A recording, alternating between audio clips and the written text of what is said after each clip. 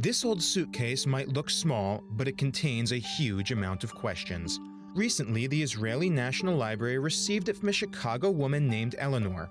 She inherited it from her father, Max Brony, who got it in a synagogue in Moscow in 1959. Being Jewish, while he was there, he visited certain Jewish sites, and he went to a synagogue in Moscow where the rabbi pulled him off to a side room, handed him the suitcase, and said, these have to be cared for, they have to be removed from the Soviet Union, they have no future here, take them out, care for them, but be cautious because we're being watched.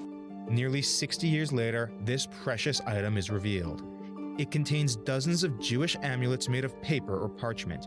Many of them are associated with North African Jews of the early 20th century. The suitcase contains numerous small rolled up Hebrew language and Aramaic language amulets designed basically to protect the holder of the amulet from various potential threats, whether it's a birthing mother to protect the birthing mother and the child, whether it's general protection for the household or success of the family, success in business.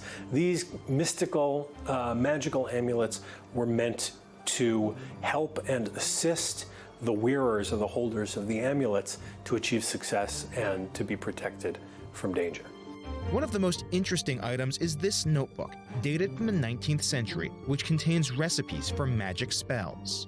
Judaism has a long tradition of magic that goes back as far as the Bible and the Talmud, where there is concern about angels, and there is concern about manipulating angels, and there is concern about what to do to protect yourself from demons, and what kinds of language can be used. And basically throughout history, with certain notable exceptions among more rational-minded Jews in the West in the modern period, magic is pretty common. It's part of the day-to-day life of Jewish communities, and Judaism in that sense is not necessarily unique. Magic was the borders between, say, magic on the one hand and medicine on the other and technology on the third hand. These are borders that are pretty ill-defined.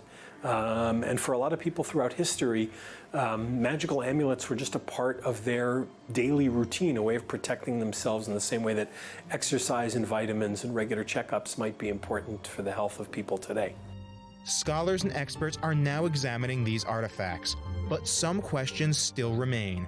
How did this suitcase end up in Russia?